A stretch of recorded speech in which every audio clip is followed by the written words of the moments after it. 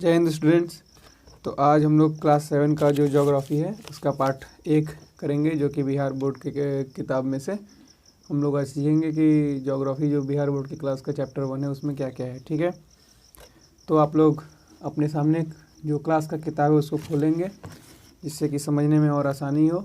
तब तक मैं अपना यहाँ पे मैं खोल ही लिया है मैंने।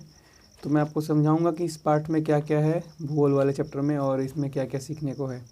ठीक है, तो उसका नाम है पृथ्वी के अंदर ताक झांक। पृथ्वी के अंदर ताक झांक का अर्थ क्या है कि पृथ्वी ऐसे है, इसको ऐसे मान लीजिए, इसको यहाँ से खोल के और इसके अंदर देख लेना। लेकिन ऐसे तो संभव नहीं है कि इसके अंदर आँख से देख लेंगे। तो अब हमारे पास क्या क्या उपाय बचते हैं जैसे हम देखेंगे। ठीक है, तो यहाँ से देखिए मैं बताता हूँ आपको। इसमें पृथ्वी के अंदर देखा तो नहीं गया है, लेकिन अंदाज़ा लगा के इसमें बताया गया है क्या कि हमारा जो पृथ्वी है, ये वाला ये जो पृथ्वी हो गया, पूरा गोल तो नहीं है, याद रखेंगे। पृथ्वी हमारा जो है वो जियोइड आकार का है, पूरा गोल नहीं है, जियोइड आकार का। और जियोइड कैसा होता है तो वो आलू के जैसा होता है, लगभग ऐसा, कहीं से उबड़ा हुआ, कहीं से ऊंचा तो कहीं से नीचा। ठीक है, जैसे ऐसा ही हमारा पृथ्वी लगभग है। अब पृथ्वी के अंदर ताक झांक, ताक झांक का अर्थ है कि पृथ्वी के अंदर का बनावट किस तरीके का है। तो जो पृथ्वी के अंदर का बनावट है वो ऐसे है। देखिए, जैसे एक नारियल हो गया, नारियल जैसे ऐसे होता है नारियल, और ये इसका मध्य वाला भाग, और ये वाला हो गया पानी। ठीक है, ये कठोर वाला हिस्सा, जो ऊपरी कठोर वाला हिस्सा, और ये मध्य वाला जो मुलायम हिस्सा, उजला वाला हिस्सा होता है, और ये जो है पानी। ऐसे तीन लेयर्स जो है, 2 लेयर्स वो भी नारियल में होते हैं। नीचे वाला एकदम पानी होता है। ठीक है, अब पृथ्वी में क्या होता है, देखिए पृथ्वी में जो पृथ्वी है ये क्या है कि इसके अंदर 3 परत है। कितना परत? 3 परत। अब यहाँ से हम लोग ऐसे इसको कर लेते हैं, ये हो गया 1, और ये 2, और ये हो गया 3। हालांकि तीसरा जो है बहुत छोटा है, तो इसलिए हम इसको ऐसे कर लेंगे 3। ठीक है, अब ध्यान से देखिए, ये जो ऊपर वाला है इसको कहते हैं क्रस्ट। क्या कहते हैं? क्रस्ट। ऊपर वाले परत को क्या कहते हैं हम लोग? क्रस्ट। और ये बीच वाले को मैंटल। मैंटल, ठीक है, ये ऐसे नहीं है, ये थोड़ा सा मोटाई इसका, यहाँ से यहाँ तक मेंटल, और इसके नीचे यहाँ पे कोर। तो इसको मैं यहाँ पे लेता हूँ core. Crust, mental, core, crust, mental, core. तो ये आपका हो गया। ऐसे ही पृथ्वी का भी बनावट है, क्रस्ट, मेंटल और कोर। देखिए क्रस्ट मीन्स क्या होता है, हमारा जो ऊपरी का परत है पृथ्वी का, जितना भी समुद्र, ये सब हमारा ज़मीन जो है वो सब क्रस्ट में आता है। ठीक है, ऊपरी परत जितना भी है वो क्रस्ट में। उसके बाद उसके नीचे जो परत है उसका नाम है मेंटल। ठीक है, ये लावा पिघली अवस्था में तो नहीं होता है, लेकिन ये जो है गर्म अवस्था में बहुत ज़्यादा ही गर्म होता है, क्योंकि ये क्रस्ट के नीचे रहता है। ठीक है, और ये क्रस्ट के नीचे रहता है, इसको ध्यान रखना है। उसके बाद आता है कोर। कोर मीन्स किसी भी चीज़ का अंदर का पार्ट, कोर कहलाता है वो। किसी भी चीज़ का अंदर का पार्ट क्या होता है? कोर। इसका और नाम है, क्रस्ट का और नाम है। खैर मेंटल और कोर का नाम नहीं है, क्रस्ट का नाम है। और क्या क्या है देखो, क्रस्ट का नाम है भूपर्पटी। भूपर्पटी, भूपर्पटी। ठीक है, ठीक है, और एक है भूपटल। तो ये इसके अलग अलग नाम है, किसके? क्रस्ट के। भूपर्पटी और भूपटल, ये इसके अलग अलग नाम है कि किसके? क्रस्ट के। अब आगे बढ़ते हैं, अब देखते हैं कि इसमें कौन कौन से खनिज पाए जाते हैं। खनिजों के आधार पर भी इनका नामकरण किया गया है। देखते हैं वो कौन कौन से खनिज हैं।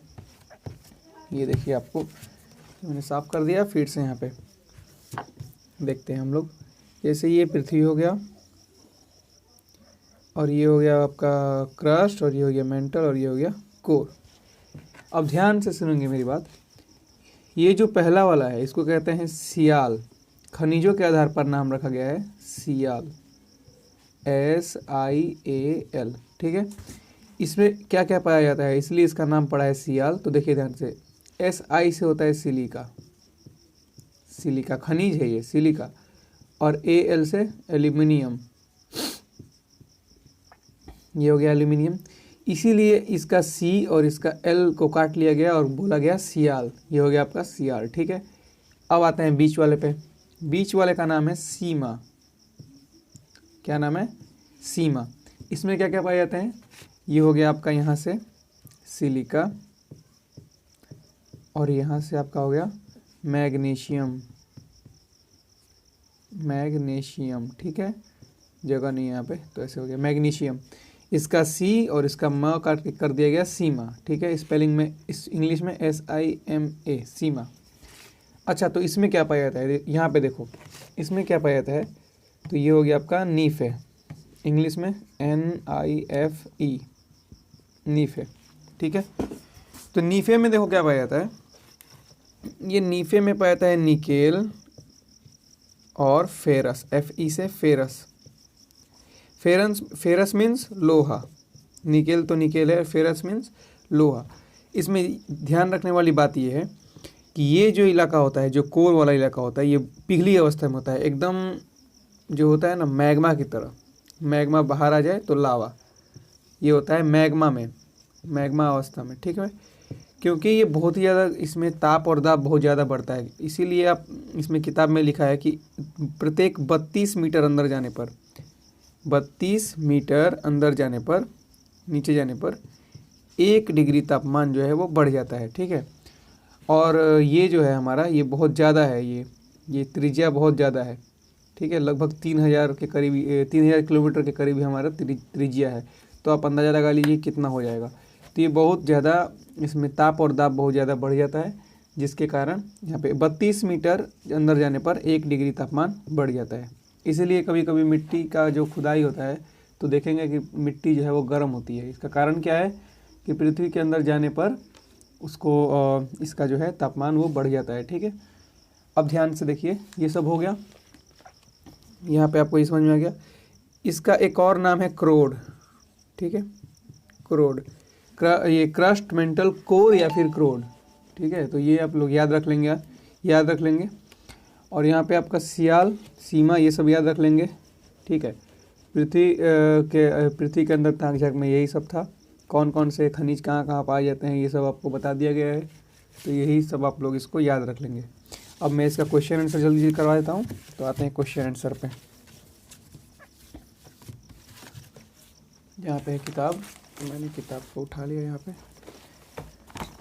अब इसके क्वेश्चन आंसर को करते हैं हम लोग।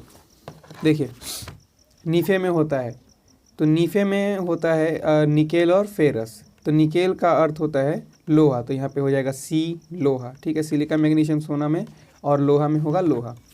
भूपर्पटी का ऊपरी हिस्सा कहलाता है सियाल, आपको बताया था ना, सियाल, सीमा, नीफे। क्रोड है पृथ्वी की निचली परत, तो सबसे निचली वाली परत क्या है, क्रोड। भूपर्पटी को भूपटल भी कहते हैं, बताया 2-3 नाम है इसका। पृथ्वी के अंदर प्रति 32 मीटर की गहराई पर 1 डिग्री तापमान बढ़ जाता है, ठीक है। पृथ्वी के बीच के परत को मेंटल या फिर सियाल कहा जाता है, ये आप लोग ऐसे कर लेंगे। उसके बाद भूपर्पटी, ये सब मिलान है, तो भूपर्पटी, ये सबसे पहले यहाँ पे देखते हैं, सीमा, सिलिका मैग्नीशियम सियाल, सिलिका एल्यूमिनियम नीफे, निकेल नीफे पदार्थों की गाढ़ी अवस्था, क्योंकि ये बताया था आपको कि ये पूरा पिघला अवस्था में होता है, तो इसलिए पदार्थों की गाढ़ी अवस्था। उसके बाद भूपर्पटी, खनिज पदार्थ। भूपर्पटी में केवल खनिज पदार्थ मिलते हैं। भूपर्पटी का अर्थ पूरा पृथ्वी है, ठीक है, तो उसमें खनिज पदार्थ मिलते हैं। उसके बाद यहाँ पे आते हैं, पृथ्वी की परतों के नाम लिखिए, तो हो जाएगा सीमा, सियाल और नीफे, ठीक है। सियाल, सीमा, नीफे। पृथ्वी की कौन सी परत पिघली अवस्था में रहती है और क्यों?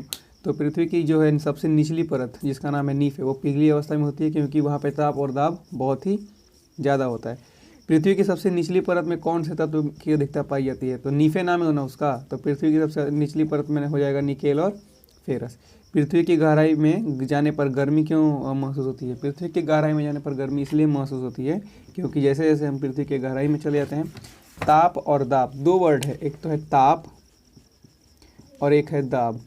समझिए कैसे, ये पृथ्वी हो गया ना, यहाँ पे आप देखेंगे तो जो वस्तु यहाँ है, मान लीजिए पृथ्वी के ऊपर 10 किलोमीटर में कोई वस्तु मतलब दबाई गई है, उसको कम दाब और ताप मिलेगा कंपेयर करें अगर यहाँ पे 500 किलोमीटर पर दबाया गया है तो, क्योंकि यहाँ पे ताप और दाब हर जगह से मिलता है, इसलिए ये वस्तु बहुत जल्दी ये पिघल जाएगी कंपेयर टू इसके, क्योंकि ये बहुत ज़्यादा अंदर लगाई गई है, ठीक है। तो यही है ताप और दाब, ठीक है। तो ये आपका हो गया, पृथ्वी की गहराई में जाने पर गर्मी क्यों महसूस होती है? क्योंकि ताप और दाब दोनों बढ़ता है। तो ये आपका चैप्टर 1 हो गया। अब हम लोग बाद में